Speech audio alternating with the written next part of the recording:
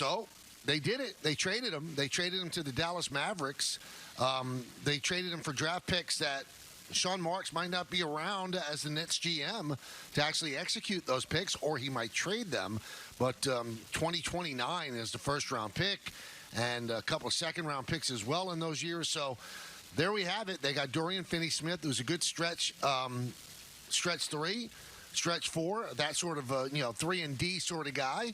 And they have Spencer Dinwiddie, who will slide into the spot vacated by Kyrie Irving. And Kyrie Irving goes to the Mavericks, and the Mavericks have said, let's table contract talks till the end of the year, which is something that could have been done with the Nets. Now, when you read about all the ramifications of Kyrie not being traded, which is what I was for, to not trade and make him play, I'm hearing from a lot of people that he was very, very, very determined and willing to sit out the entire rest of the season and take his chance as a free agent. Now, if he was going to leave as a free agent no matter what, even if he did play, the Nets would not have been able to replace him because they're so far over the cap that his number would just come off and they wouldn't be able to replace him. So what they've done is they got the number of Dinwiddie, who makes about $21 million a year, and Finney-Smith as well.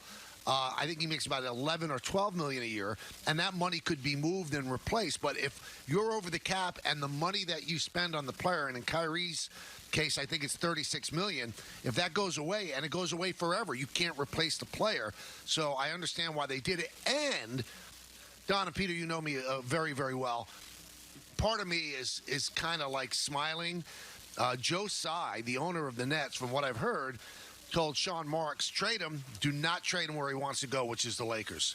And that I like, because that's a form of vindictiveness. And I wouldn't go out of my way to help Kyrie Irving, because what he's done is he has systematically, brutally destroyed this franchise, what it's about, their culture, the whole deal. Why should you send him where he wants to go? And they didn't do it, and I give them credit for that. Yeah, you can't. You'd like to be vindictive, and it worked out. You were able to trade him to where, well, I wouldn't say he didn't want to go, but not the place, his destination, L.A., get a chance to play with the Lakers, which you wanted to do. But you got to do what's best for your franchise. And when you start to get the feeling that he wasn't going to play, which is so gutless on his part, really, you talk about it's about the money with him, but you really think that he was going to get big-time money if he sat out the entire year? You don't think there's going to be codicils on any contract that teams can get out from under if he ends up being a head case for them?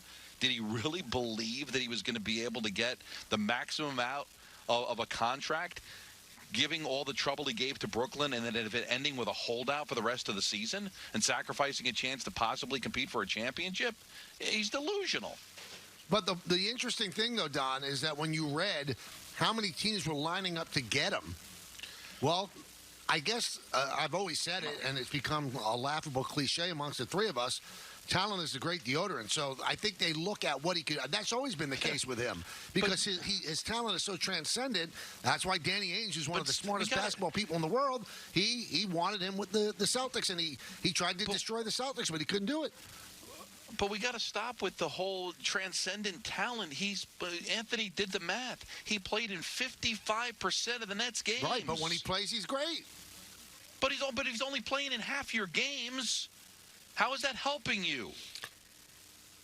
And it would have been less than 50%, Peter, had he gotten if he didn't get traded and sat out the rest of the season. We'd be talking about a player that while he was here, for the 3+ years he was here, played in less than 50% of the games. Do you know how talented you have to be able to make up for more than half of the times you don't play? See, but the Nets had him in the perfect situation, I thought, this year. 1-year deal. Prove yourself, and then you'll get paid. Yeah. And now the Mavericks probably have him the best-case scenario, too, because he does realize he's got to play every single game. Every game. Now, if he gets hurt, he gets hurt. Everybody gets hurt. But if he's healthy, he's got to play every single game, play well, and maybe drive the Mavericks to the Western Conference Finals. It's going to be really interesting, guys. And Peter, I'm sure you thought about this as well. I don't know how Luka and Kyrie mesh. Luka is a ball-dominant guy. Kyrie Irving is a ball-dominant point guard. Now, he knows how to play with star players and share the spotlight. He played with LeBron. He played with Durant. He knows how to defer.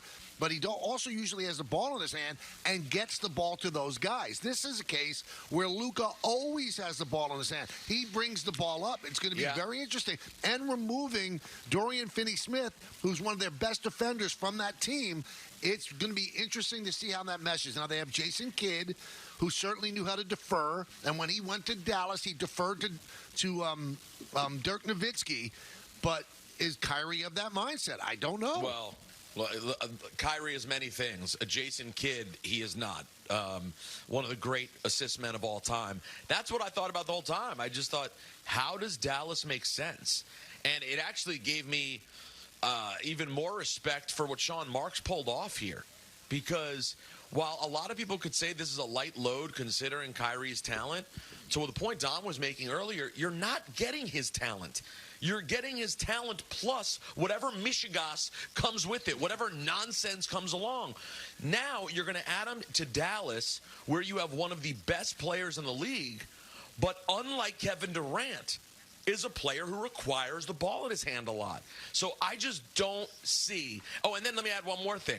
Guys, he's struggled in New York, and I understand New York is a bigger media hub than Dallas. But, Dallas is a huge sports media hub, and I don't think I'm pointing out anything crazy and saying, in terms of like-mindedness, Kyrie's going to do a lot better with the population of New York than he's going to do in Dallas.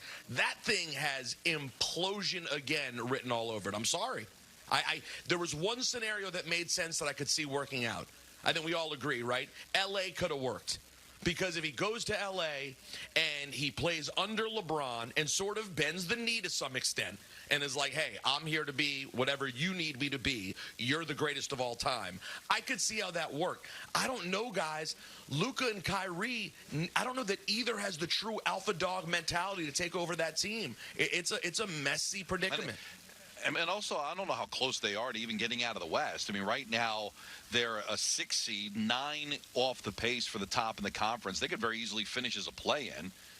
So is this a path to a championship for them? I understand the West is wide open, but what could end up being a rental. We'll see. You're not going to talk contract with them until the end of the season, Michael. I mean, is this even going to work for Dallas? They could be just one and done, too. Well, but a better chance to go deeper with Brooklyn. If, though, I will say this. If somehow a miracle happens and Kyrie decides he wants to prove the world wrong and he wants to adapt and really allow Luka to be Luka and facilitate and do all the things he's absolutely capable of, Don, they will absolutely improve, I think, from being a 6 seed. I just don't think that any of us believe that right now he has that in his DNA, because for the last few years he hasn't shown any ability to do that. But you would assume that he's rational, right? So rational thought would lead you to believe he has to play great, and he has to play all the time just to delude Dallas into giving him a max contract. He's looking for 4 years, $200 million. That's what he wanted from the Nets, and the Nets put some guardrails there. Well, you've got to play, and one thing that supposedly really ruffled his feathers, they were going to guarantee a certain amount of money if they won a championship this year. He didn't want any part of that. So we'll see. And there is an advantage for Kyrie, though, guys, which we haven't even thought about. Now he's close to where the situation is where he could really delve in to the Kennedy assassination and all the conspiracy theories. So I think he'll be able to opine on that really soon. Oh, it's his first stop. Grassy Knoll's his first stop. It has to be. The Book Depository, you have, by the way, great museum. You got to go. Can I join? Sure. There's a lot of fun to investigate, a lot of wormholes to dive into if he wants to in that area. But, Michael, I'm kind of curious when you say you assume he's rational. Well, how do you make that assumption? Exactly. Where's the evidence that he's rational? That was the craziest thing you've said in years. How could you assume that he's rational? Because I thought the same thing going into this year. Well, of course he's going to mind his P's and Q's. He's in the last year of his contract. He's got a team that's got a chance to contend, and he put his head down, play great basketball, and get a monster deal, and he still couldn't help himself. So you assume he's going to go to Dallas and in these last few months help them compete so he get a monster contract. But Peter's right. What's the next thing on the horizon? What's the next thing around the corner that's going to get him off the deep end and not playing? Or what fight is he getting into? Or what cause he's going to try to climb into that's going to keep him off the court? So I don't know where there's any evidence that he's rational.